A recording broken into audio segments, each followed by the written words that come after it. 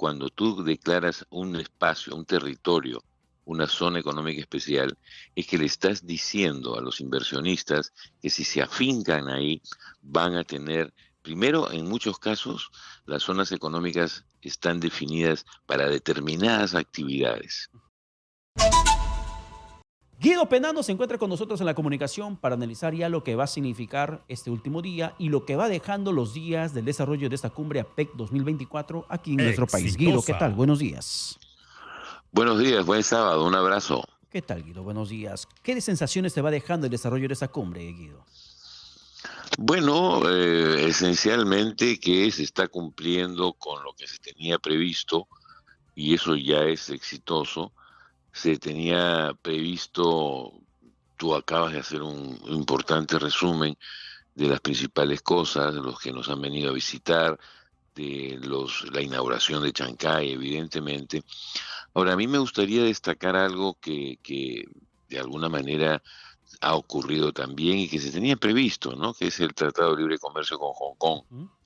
Hong Kong es digamos, una especie de territorio administrado e independiente, pero que pertenece a China, pero que en el convenio de retorno de Hong Kong a la soberanía china después de haber estado siendo colonia británica durante más de un siglo, este territorio que tiene más o menos 7,5 millones de personas, para tener una idea, es la mitad de la ciudad de Lima, digamos, pero que tiene una capacidad económica muy fuerte.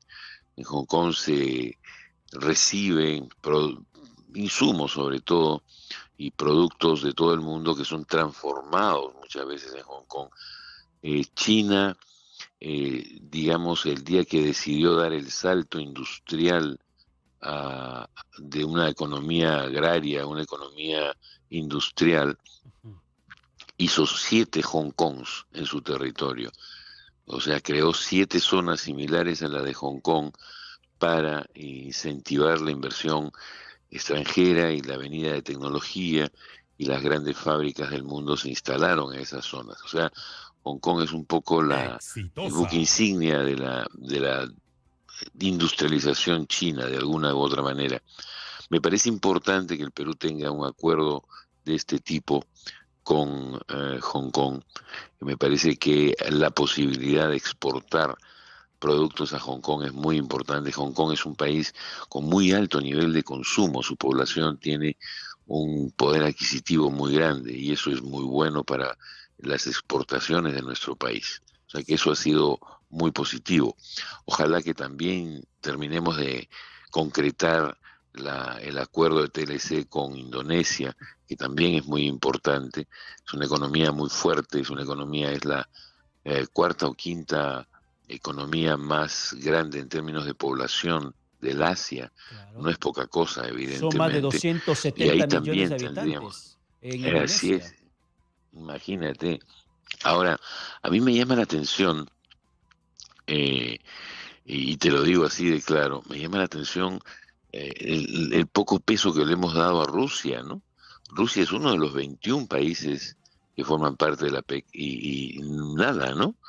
No tenemos una negociación con Rusia, no tenemos ningún acuerdo con Rusia y un poco que en esta gran reunión ha pasado bastante desapercibido. Eso me llama la atención porque es una economía donde podríamos también incursionar y vender importantes productos peruanos, ¿no? Me sorprende que esta especie de fantasma ruso en la conferencia de la PEC, siendo una de las 21 economías que forman parte de este acuerdo. Ujú. Eso me sorprende, sinceramente.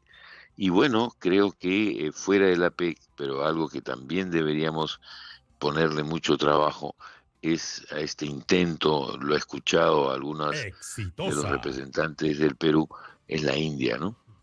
La India es un país que no forma parte de la PEC, pero que está ahí al costadito. No nos olvidemos de que de Chancay a Shanghái y de Shanghái a Mumbai es un paso.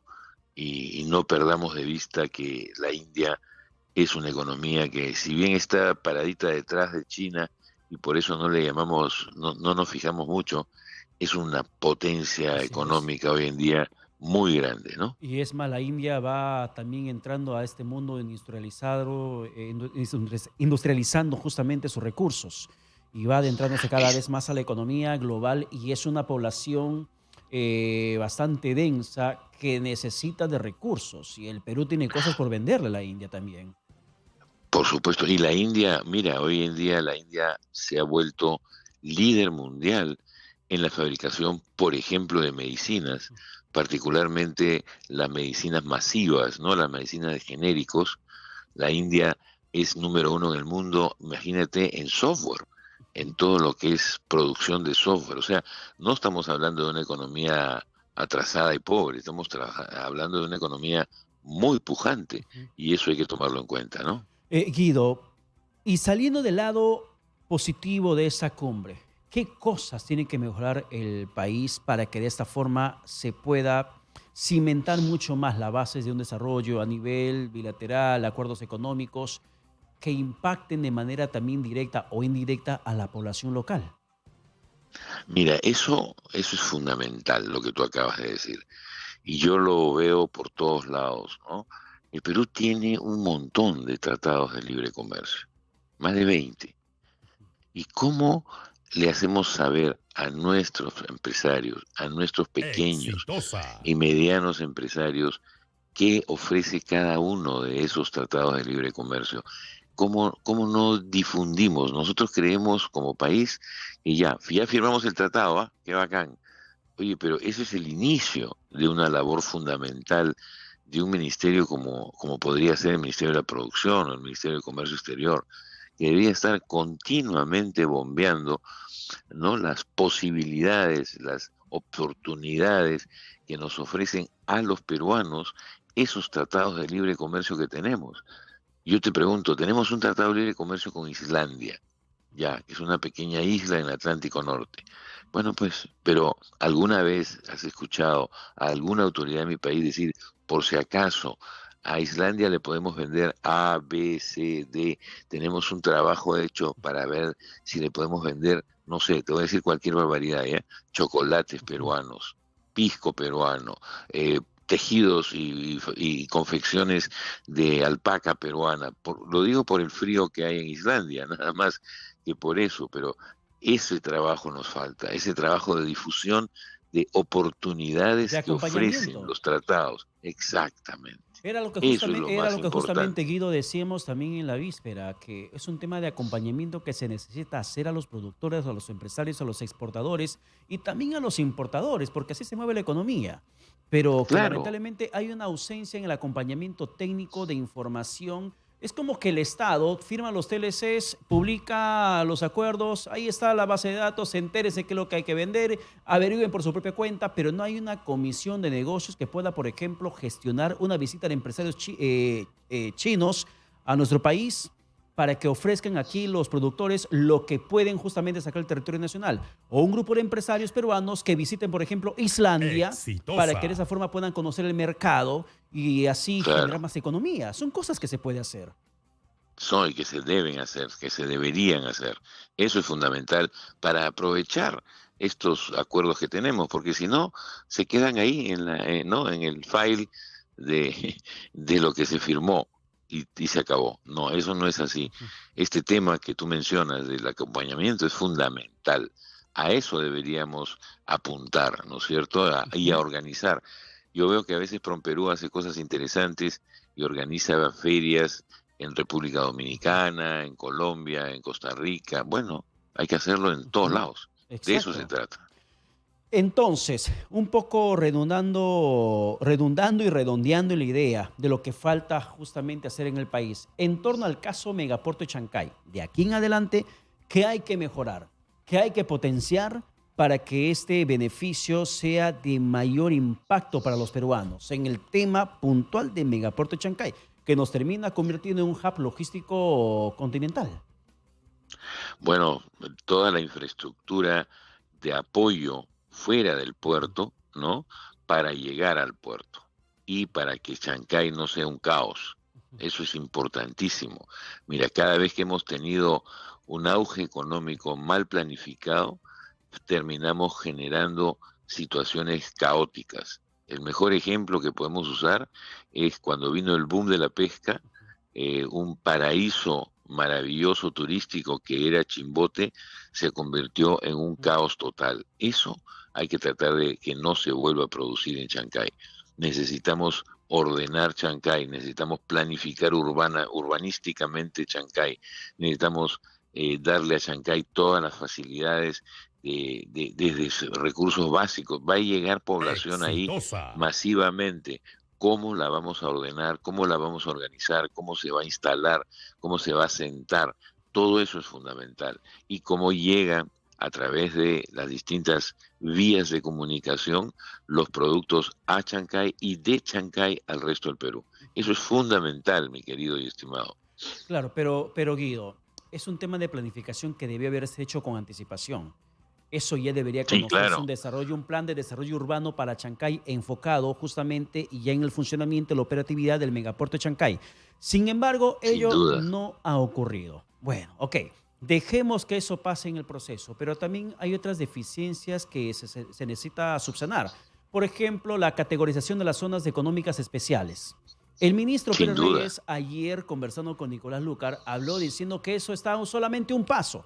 Yo insisto, eso debió haberse hecho hace ratos, para ayer, no para hoy ni para mañana, sino para ayer, para que los inversionistas sepan bajo qué condiciones tributarias van a poder trabajar en esa zona económica especial. Pero por favor, Guido, explícanos con manzanitas qué significa zona económica especial, por qué la relevancia al hablar sobre esto en el marco del funcionamiento del megapuerto de Chancay. Bueno, es importantísimo porque cuando tú declaras un espacio, un territorio, una zona económica especial, es que le estás diciendo a los inversionistas que si se afincan ahí van a tener, primero, en muchos casos, las zonas económicas están definidas para determinadas actividades específicas y que si se afincan en esa zona por razones Y que se ha escogido, que ha decidido la autoridad, en esas zonas van a lograr algunos beneficios importantes, por ejemplo, descuentos importantes de tipo tributario, ¿correcto? O un tratamiento particular para una Exitosa. determinada legislación. Mira, te pongo el ejemplo más increíble. En Estados Unidos había un desierto impresionante que no sabían qué hacer con él, en el estado de Nevada. Y entonces quisieron hacer algo diferente y crearon una zona especial que se llama Las Vegas. Y ahí en Las Vegas permitieron ciertas actividades que no se podían hacer en ninguna otra parte de Estados Unidos. Me refiero a casinos de juego. Y convirtieron ese pedazo de desierto que estaba, que no había nada, lo convirtieron hoy día en un foco importante de actividad económica vinculada al mundo de los casinos y las actividades, digamos, recreativas, donde hay a veces digamos, competencias de box, competencias de todo lo que está vinculado a lo que hoy día ves que son Las Vegas. Eso es una zona económica, tal cual, como cualquier otra, y así los países crean ese tipo de cosas. Uruguay las tiene, digamos, hay islas, Vanuatu, Isla de Man, Andorra, Mónaco, es eso, es una zona económica. Entonces, es importantísimo planificar también qué queremos en qué zonas económicas. Mira, una zona económica interesantísima es Manaos, en Brasil, correcto, le han dado una vida especial a esa región. Nosotros tuvimos una zona económica en Iquitos y después no sé por qué razones se dejó de lado. Entonces, nunca hay que actuar yendo marchas y contramarchas porque eso hace mucho daño a una economía. Claro, Y eso es una de las cosas que nosotros hacemos. en el tema particular de Iquitos, el motivo fue que el fisco estaba dejando de recibir el IGB y por lo tanto había que revertir esas preferencias tributarias en esa zona del país. Y pareciera ser que mientras sigas enfocando en cuánto vas a recaudar y no en cuánto vas a generar como inversión, las cosas seguirán tomándose, pero con malas decisiones.